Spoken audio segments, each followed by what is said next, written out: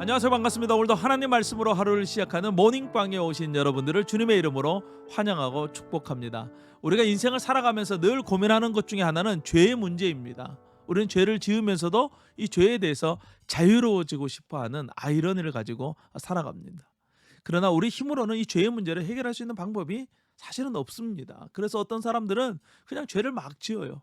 죄책감을 전혀 느끼지 않는 것처럼 막 그렇게 죄를 지으면서 살아갑니다. 또 어떤 사람들은 죄를 짓고 이 죄책감 가운데 고통 속에서 지내기도 합니다.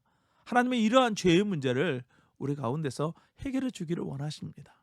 오늘 우리가 묵상할 하나님 말씀은 레위기 16장 1절에서 10절 말씀이 되겠습니다. 앞으로 3일 동안 묵상할 이 레위기 16장은 레위기에서 너무나도 중요하고 또 중심, 핵심에 해당하는 주제입니다. 바로 대속죄일에 대한 말씀을 다루고 있죠. 1년에 딱 하루 7월 10일이 되면 대제사장은 지성소 안으로 들어가서 이스라엘 백성들의 1년 동안 지은 모든 죄를 대속하는 특별한 제사를 지내게 됩니다. 바로 이날을 대속죄일이라고 그렇게 불렀습니다. 레위기 16장을 처음 읽으면 이게 여러 번 반복되는 것들처럼 느껴져서 좀 혼란스러울 수가 있어요. 그래서 먼저 전체적인 구조를 살펴볼 필요가 있습니다. 먼저 1절에서 2절은 서론을 다루고 있고 또 3절에서 5절은 무엇이 필요한지 제물에 대해서 다루고 6절에서 10절은 전체적으로 이 진행되는 이 제사의 아웃라인을 설명하고 11절에서 22절은 자세하게 디테일하게 설명하고 23절에서 28절은 마무리하고 29절에서 31절은 백성들을 위한 지침을 마지막 32절에서 34절은 결론으로 이 모든 속죄일에 대한 규정이 마치게 됩니다. 오늘 묵상할 하나님의 말씀은 전체적인 아웃라인이 되는 부분을 우리가 묵상하게 되는 것이죠. 성막은 크게 세 부분으로 나눌 수 있습니다. 성막의 뜰, 그 다음에 성소, 또 성소 안에 있는 지성소로 나눌 수 있죠. 이 뜰에서 지성소로 가면 갈수록 더 거룩해지게 됩니다. 지성소는 너무나도 거룩해서 함부로 아무나 들어갈 수가 없었습니다. 2절 말씀이에요. 여호와께서 모세에게 이르시되 내 형 아론에게 이르라. 성소의 휘장 안, 바로 지성소죠. 법궤 위 속죄소 앞에 아무 때나 들어오지 말라. 그리하여 죽지 않도록 하라.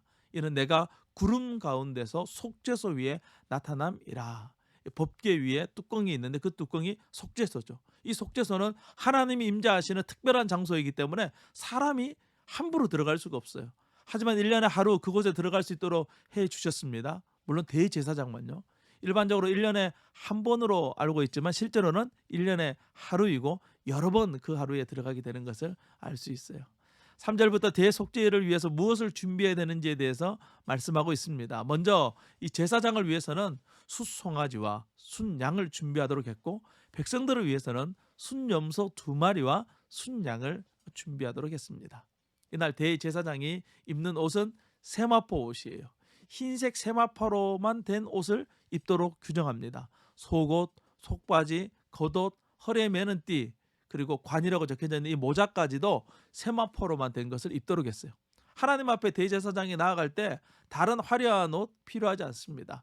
오직 흰 세마포 옷이면 충분했고 하나님은 이것을 거룩한 옷이라고 규정하고 있습니다. 우리가 하나님 앞에 나아갈 때 입어야 될 옷이 바로 이러한 정결한 옷인 것이죠. 흰 세마포 옷처럼 죄가 없는 정결함으로 나아가는 것이 필요합니다. 우리가 날마다 말씀을 묵상하는 이유가 무엇입니까? 바로 이 죄로부터 우리를 정결하기 위한 것이 아니겠습니까?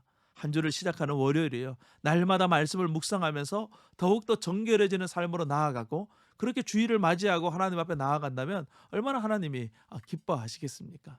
묵상하는 이 훈련이 우리를 정결하게 하는 그런 은혜가 있기를 간절히 소망합니다. 5절 말씀을 보면 2마리 순염소를 준비하도록 합니다. 한 마리는 여호와를 위한 것이고 한 마리는 아사셀을 위한 것인데 광야로 보내기 위한 것이다 라고 그렇게 말씀하고 있어요. 서론에서는 이렇게 간단하게만 말씀하고 있습니다. 대속죄일은 특별한 의식이 진행되는 그런 날이에요. 이 모든 과정은 사실 예수 그리스도께서 이 땅에 오셔서 행하셨던 그 십자가의 죽음을 그대로 예표하고 있는 너무나도 중요한 말씀입니다. 이제 곧 예수님의 죽으심과 부활을 기념하는 이 부활주일이 다가오고 있습니다. 오늘 이 말씀을 통해서 더욱더 십자가를 바라볼 수 있는 그런 은혜가 있기를 간절히 소망합니다. 새로운 한 주 하나님의 말씀으로 힘차게 나아가는 우리 모두가 될 수 있기를 주님의 이름으로 축복합니다. 오늘 오늘도 승리하세요. 샬롬.